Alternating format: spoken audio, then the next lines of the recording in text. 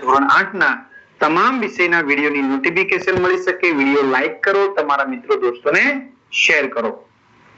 તો ચાલો યાદ કરીએ જે આપણે નવી આવૃત્તિ છે એ નવી આવૃત્તિ પ્રમાણે લેવાનું છે. તો ચાલો, મહાવરો 1. તમારે 7મા ધોરણના એકમ ભીખુમાં આવતા કિશોર ભીખુનું પાત્ર ભજવવાનું છે. તો તેના સંવાદો કેવા હશે તે તમારી નોટબુકમાં લખો. તો ચાલો યાદ કરીએ.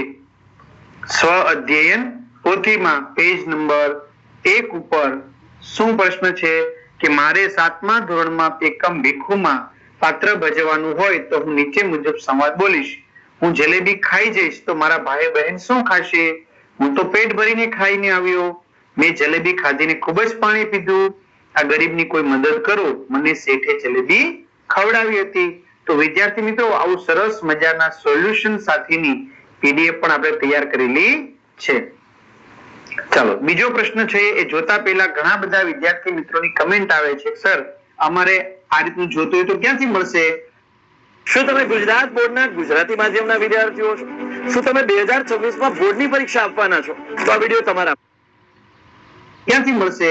તો ભાઈ વેદ ડિજિટલ એજ્યુકેશન નામની એપ્લિકેશન તમે અત્યારે જ ડાઉનલોડ કરો, જેમાં બધા જ વિષયના પાઠ્યપુસ્તકના પ્રકરણની સમજૂતીના વિડીયો, સ્વાધ્યાય અભ્યાસની સમજૂતીના વિડીયો, વિષય પ્રમાણેનું મટીરીયલ, પરીક્ષા માટે ઉપયોગી પેપરો, અસાઇનમેન્ટ, સ્વાધ્યાય પોથી, પ્રોજેક્ટ પ્રવૃત્તિ, બધું જ ગૂગલ પ્લે સ્ટોર ઉપર જઈ જ્યાંથી ગેમ ડાઉનલોડ કરો છો તો ત્યાં જઈને વેદ ડિજિટલ એજ્યુકેશન નામની એપ્લિકેશન ડાઉનલોડ કરો. બરાબર વિદ્યાર્થી મિત્રો, તમને જણાવતા આનંદ થાય છે કે અત્યારે જ્યારે વિડીયો બની રહ્યો છે ત્યારે 5,55,000 થી પણ વધુ વિદ્યાર્થી મિત્રો આ એપ્લિકેશન ડાઉનલોડ કરેલી છે. ઓપન કરશો એટલે તમારા પોતાના મોબાઈલ નંબર નાખી સેન્ડ ઓટીપી કરશો. 4 આંકડાનો ઓટીપી નાખશો એટલે પેડ કોર્સમાં ધોરણ 8માં જશો એટલે જુદી જુદી બધી પીડીએફ મળી જશે. એક્ઝામ પેપરમાં પેપરો, 3 થી 12 માં 3 થી 12 ધોરણના વિડીયો, તમારું ધોરણ પસંદ કરી વિષય પ્રમાણે પાઠ વિડીયો જોઈ શકશો. જેમ કે ગણિત જય સર, વિજ્ઞાન ફેનિલ સર, સમાજ વિજ્ઞાન પરેશ સર, ઇંગ્લિશ નીલમ મેડમ, આવી રીતે સ્વાધ્યાય પોથી, પ્રોજેક્ટ પ્રવૃત્તિ બધાના પાઠ વિડીયો મળી જશે. ચાલો તો જોઈએ. તમે મેળામાં મિત્રો સાથે ગયા હશો એનું વર્ણન તમારા શબ્દોમાં લખો. તો હું મેળામાં મારા મિત્ર સાથે ગયો હતો એનું વર્ણન નીચે મુજબ છે. મેળામાં ઘણા બધા લોકો આવ્યા હતા. મેળામાં રમકડાની અનેક દુકાનો હતી. મેળામાં ચકડોળ, ઘોડાગાડી, મોટરની સવારી પણ હતી. અમે ચકડોળની મજા માણી હતી. મેળામાં મીઠાઈની દુકાન પણ હતી. અમને મેળામાં નટના ખેલ જોવાની ખૂબ જ મજા આવી હતી. ધોરણ 7 ગુજરાતી એકમ 1 માં મેળામાં આપેલા ચિત્રમાં ફુગાવાળા અને છોકરા વચ્ચે શી વાત થતી હશે એ તમારી નોટબુકમાં લખો. તો ફુગાવાળો, ફુગા લઈ લો ફુગા. છોકરો, કેટલાનો ફુગો આપ્યો? ફુગાવાળો 2 રૂપિયાનો એક. છોકરો, મને પહેલો લાલ એક ફુગો આપી દો. ફુગાવાળો, આલો લાવો પૈસા. ધોરણ 7 ના પાઠ્યપુસ્તકમાંનો કયો પાઠ તમને સૌથી વધુ ગમ્યો? કેમ? તો પાઠ્યપુસ્તકમાં મને પરીક્ષા પાઠ ખૂબ જ ગમ્યો કેમ કે મહાદેવમાં માનવતાનો ગુણ જોવા મળે છે. મને પણ તેનાથી બીજાની મદદ કરવાની શીખ મળી. ત્યાર પછી નીચે એક સંવાદ આપ્યો છે, તમે એને તમારી રીતે આગળ વધારીને મિત્ર સાથે મળીને અભિનય સાથે વાંચો. બરાબર, તો આ મહાદેવ સહપાઠીનો સંવાદ છે. એમાં સહપાઠી બીજો ખેતરમાં નથી બેઠા ઉપર છે. સહપાઠી ત્રીજો કાપલો કાઢી જવાની છે. મહાદેવ, આ બાજુ કે પેલી બાજુ? સહપાઠી પેલો, પેલી બાજુ હશે. ઝડપથી દોડ. મહાદેવ ગાયને કાઢવા દોડે છે. ચલો પ્રશ્ન 6. નીચે એક અધૂરી વાર્તા આપી છે તેને પૂર્ણ કરો. બરાબર, જો આપણે કીધું ને મહાદેવ તારા ખેતરમાં તો જો હરાઈ ગાય પેઠી છે. સહપાઠી બીજો ખેતરમાં નથી શેઢા ઉપર છે. સહપાઠી ત્રીજો કાપલો કાઢી જવાની. મહાદેવ, આ બાજુ કે પેલી બાજુ? સહપાઠી પેલો, પેલી બાજુ હશે. ઝડપથી દોડ. મહાદેવ ગાયને કાઢવા દોડે છે. મહાદેવ, આજે તો આપણે જરા ઉતાવળ કરવી પડશે ભાઈ. સહપાઠી, હા હો, આજે પરીક્ષા લેવા વિદ્યાધિકારી સાહેબ આવવાના છે ને. મહાદેવ, એટલે જ ને, હળી કાઢો બધા. ચાલો, પ્રશ્ન જે 5, 6 છે એ અધૂરી વાર્તા છે એ આપણે પૂર્ણ કરવાની છે. બંસી ચોંકી ગયો કે મોબાઈલમાં એવું તે શું રહસ્ય હશે કે એટલે તેને મોબાઈલ લઈ લીધો. મોબાઈલે તેને તેના ગામમાં 1 વર્ષ પહેલા થયેલી ચોરીનો બનાવના પ્રસંગનું કોલ રેકોર્ડિંગ સંભળાવ્યું. બંસીએ મોબાઈલ પોલીસને આપ્યો અને મોબાઈલ પરથી ચોરીનો ભેદ ખુલી ગયો. બંસીને ગામ લોકોએ શાબાશી આપી. પ્રશ્ન 7 આપેલા ચિત્ર વિશે 10 વાક્યો લખો. બરાબર, તો પ્રશ્ન 4 આ શહેરનું ચિત્ર છે. શહેરમાં રસ્તા પર ઘણા બધા વાહનો છે. રસ્તાની બાજુ પર ભિખારી બેઠા છે.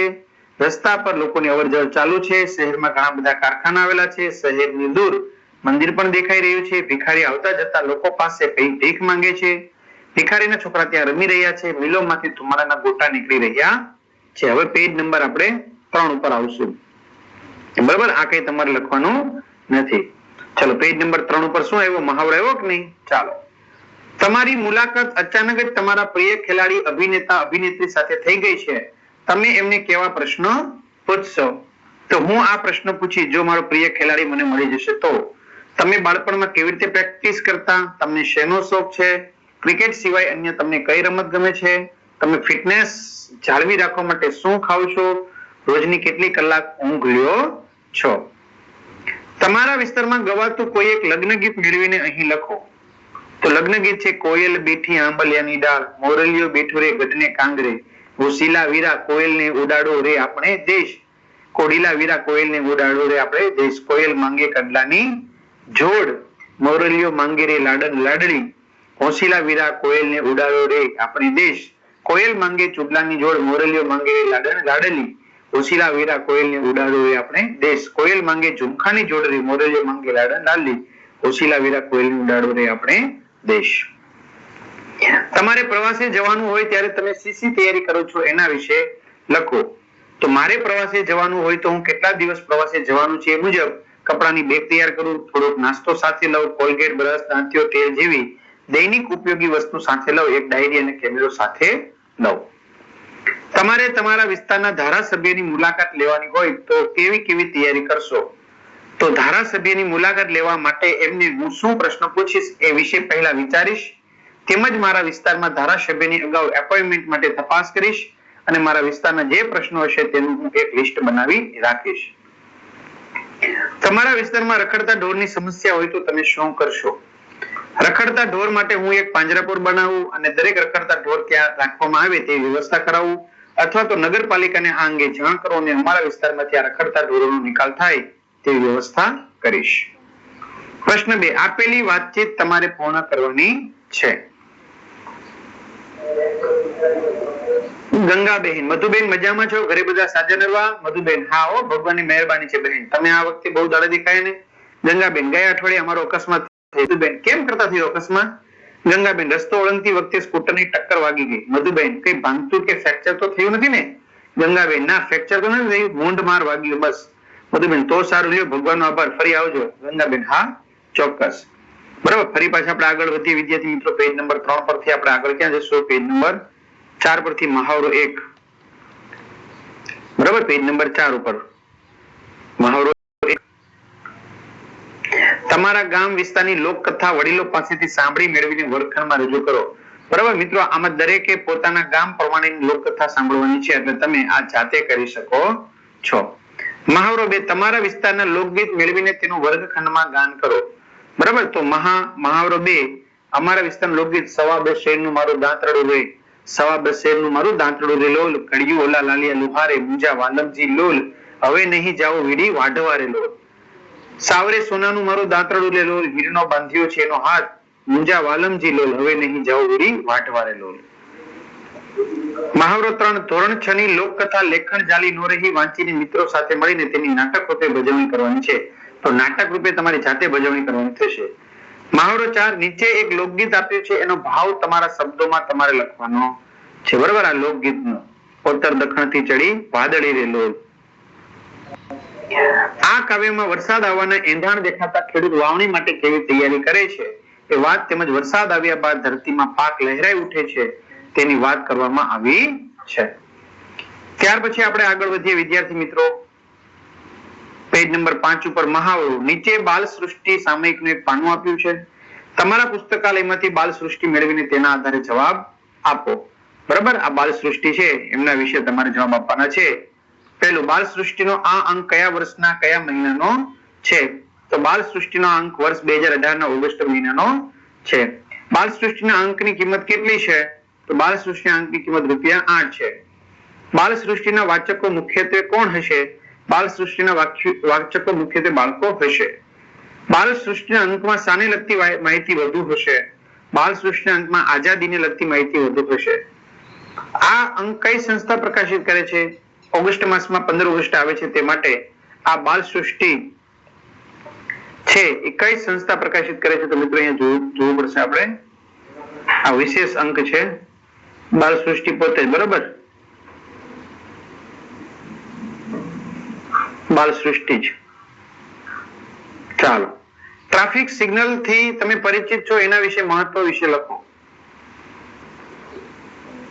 ટ્રાફિક સિગ્નલમાં 3 લાઈટ હોય છે. લાલ લાઈટ ચાલુ હોય ત્યારે આપણે રસ્તો ઓળંગવો જોઈએ નહીં, થોભો.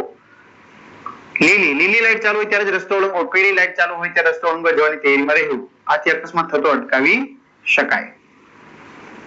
ચાલો, ત્યાર પછી પ્રશ્ન 3. અહીં ગુજરાતનો નકશો આપવામાં આવ્યો છે, તેનું અવલોકન કરો અને એના આધારે પ્રશ્નોના તમારે જવાબ આપવાના છે, બરોબર? તો પહેલું, તમારે અમદાવાદથી જુનાગઢ જવું હોય તો તમે કયા રસ્તે જશો? તો રાજકોટ વાળા રસ્તા થઈને. ગાંધીનગરથી કયું શહેર વધુ નજીક છે, મહેસાણા કે પાલનપુર? તો આવશે મહેસાણા. નકશાના દરિયા કિનારા પર આવેલા સ્થાનોના નામ લખો. ભાવનગર, વેરાવળ, કચ્છ. આ નકશામાં દેખાતા પર્વતોના નામ લખો. ગિરનાર, પાવાગઢ, માંડવીની ટેકરીઓ, અરવલ્લી. આ નકશામાં દેખાતી નદીઓના નામ લખો. હાથમતી, શેત્રુંજી, નર્મદા, તાપી, હિરણ. આ નકશામાં દેખાતી પર્વતમાળાનું નામ લખો. અરવલ્લીની પર્વતમાળા. તમારે 2-4 દિવસનો ગુજરાતનો પ્રવાસ કરવો હોય તો તમારા ઘરેથી ક્યાં ક્યાં જશો તેની વિગત લખો, બરાબર?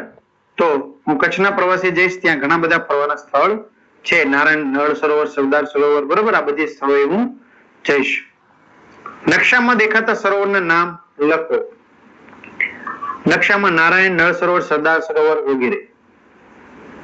ત્યાર પછી ટ્રાફિક સિગ્નલના ચિત્રો દોરીને શું સૂચવે છે તેના વિશે લખો. લાલ, વાહન થોભો. લીલો, વાહન આગળ વધો. પીળો, વાહન ચલાવવા તૈયાર રહો. આપણી જાહેરાતના આધારે પ્રશ્નોના જવાબ